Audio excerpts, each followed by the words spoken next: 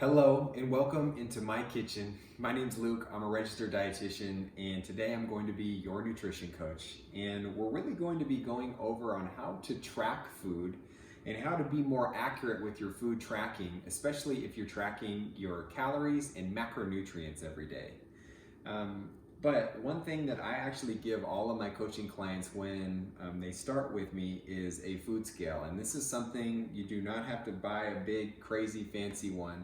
You can get them on Amazon for like $10 to $15, but one of the smallest ones will work just fine. But it does help, and I do recommend it, especially when you're measuring different foods and cheeses and meats and proteins and stuff like that, when it's kind of hard to guess how many grams or how many ounces of things that you're actually eating per day. But this is a very basic one. It's one that I use. It's done really, really well for me. And if you see, it's a very basic and functioning. In order to turn it on, just press the on and off button. And when it's sitting down, you'll see a number and it'll have 0. And just a quick run through, a lot of times you're going to be weighing foods or things on bowls or utensils. So in order to weigh the actual bowl itself, it's really important that you zero out once you have the utensil that you're using to actually put your other food in. So in order to do that, you see a Z/T, which means 0 or TOR. So if you were to press that, it'll weigh the food, and then it'll weigh the bowl or the plate or whatever you use to hold your food that you're putting it in, and it'll zero it out. So everything that you add to this now will just be tracking the food itself. And there's different units that you can measure by, and you'll notice when you're reading food labels and different things, there's different units or measurements that you can choose from. Right now it's in pounds or ounces. There's fluid ounces. There is also grams, and one that I use mostly is ounces. That's pretty much the one that you're going to be using the most. I do not recommend using pounds, but ounces is usually a good one for your cheeses, for your proteins, and for a lot of things that you're going to be measuring at home. So that is kind of basics on how to use that. If you come over here, we'll actually weigh something together. So if you were to have, let's say, some cheddar cheese, and we've shredded some up for the purpose of this video, we can look and we can see one serving size is 1 ounce. So we have our food scale, we've zeroed out the bowl, and we have it set to ounces. We're gonna put our shredded cheese in there to see how much 1 ounce actually is. And this is super important because it's really easy to overeat or to mistrack a lot of the food that you eat, which really the goal of this is to improve your accuracy when tracking, to make sure you're getting the most accurate numbers possible, because without it, you might not be seeing the progress or the progressions that you're looking for. And some of the reasons is maybe you're eating more or less of certain foods throughout the day than maybe you think you are. So for example, this would be 1 portion size, 1 ounce of shredded cheese. Now, if we were to go and track it, I recommend using MyFitnessPal. That's what I have my clients use. It's free and it's easy to use, and there's different apps out there. But if you go to your diary, and let's say we're going to be using this for lunch, and if we add our food, we can actually scan the foods that we're using. So what the phone will do, or what the app will do, is it will actually look at the barcode, and it'll automatically upload all of the information to it. Looks like my Wi-Fi is not doing well right now, but it's okay. So the app will actually upload all of the nutrition information from whatever the food is. So for this item, it was the cheese, right? We have our cheddar cheese. We're gonna go, and if you look, there's 28 grams is 1 serving, or 1 ounce. We measured it in ounces, right? And we just measured 1 ounce. So we're gonna go down to the ounce down there, if you can see it. So our serving size will be measured in ounces. And if we were to just use this bowl of cheese, we'd only be having 1 ounce. Let's say we put 2 ounces in here, and we measured that out. If we're having tacos or something one night and you go crazy with the cheese, and you measure out 2 ounces in there, what you would do is, we know that the serving size is 1 ounce, so we would change the number of servings actually to 2. And then that would be a more accurate representation of actually what we're eating with dinner or lunch or breakfast or whatever it may be. So we would save that, and then your app would track that food for the day, and then that's how you would go through the day, tracking your food if you're getting food from packaged foods and stuff like that.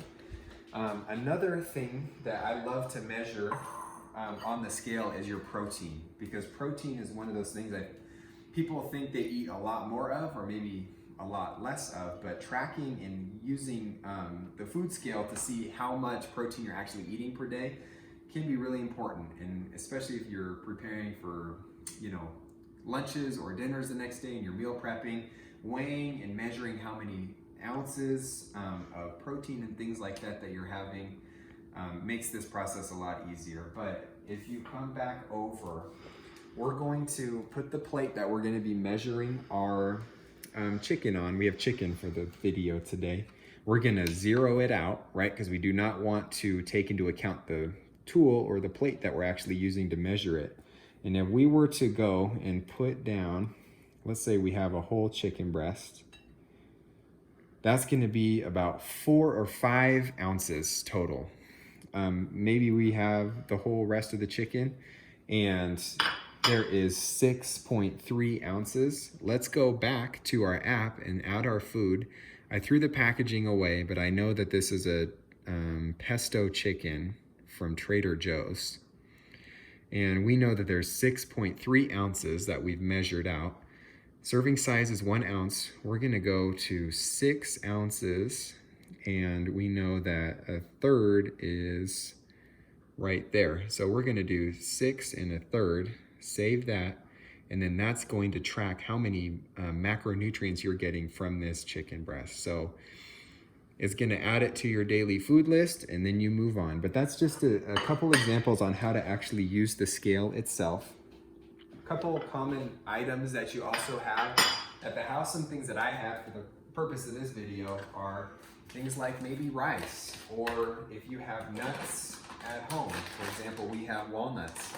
You're going to see different serving sizes and portion sizes for everything that you do, or for every item that you have. So let's say you want to add the walnuts, you have a serving of walnuts. If you come in, and let's say this is gonna be one of our snacks for today, we're gonna use our barcode, and we're gonna find that barcode, and it's automatically going to upload the nutrition facts again. So the serving size for these walnuts are actually 1/4 of a cup. So another handy tool to have around the house are these measuring cups.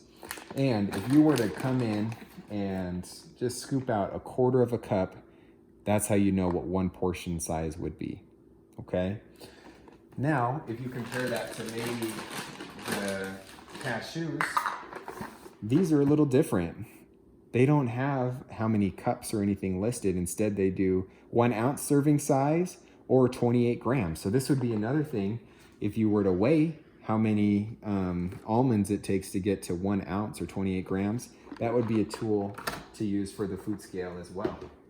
Other things like maybe yogurt are super simple to, these actually don't have a food label, but that's great, because what we're going to do is, instead of scanning the food, we're gonna search the food. So we're gonna type in, what's the name of this? It's Oikos 000 yogurt. So we're gonna type in Oikos 000 mixed berry yogurt. You see that first one? This is the mixed berry flavor. So we're actually going to click on the 000 mixed berry, and this is one that's already uploaded into the MyFitnessPal. You look, 15 grams of protein, everything looks pretty good. You add that, and then that will also add to the calorie totals for the day. And last thing, fluids are another thing. Let's say you have milk at home. Let's say you guys get, hey, we do all raw footage in this, okay? So don't you worry about the or the walnuts. But let's say you have milk and you were to look at the nutrition facts, and it's 1 cup. So for the first time you do milk, maybe you could pour it into the cup and just see what a portion size is. Same with the almond milk. I believe it is 1 cup as well. But a lot of times I see people drinking way more or eating way more or less than what they're tracking. And this can really get in the way of how many calories or the progress that you're trying to make with all your food, and especially when it comes to tracking your food. So these are just a few tips and tricks to kind of keep in mind. Really, I do recommend getting a food scale, and I also recommend getting some measuring cups and things to measure the different foods. That way we can improve your accuracy as much as possible. And over time, if you do this enough, I promise you, you're gonna know what 15 almonds or 15 cashews look like, or what an ounce of cheese look like. So it's not something that you'll do forever, but it's something to just kind of get in the routine of in the beginning, and it can really help kind of accelerate your results a little bit quicker than maybe guessing everything from the start. So I hope you found this video useful. Let me know if you have any questions. I'm gonna get to picking up my walnuts off the floor, and I hope you have an amazing rest of your day, and I'll talk to you soon. Peace.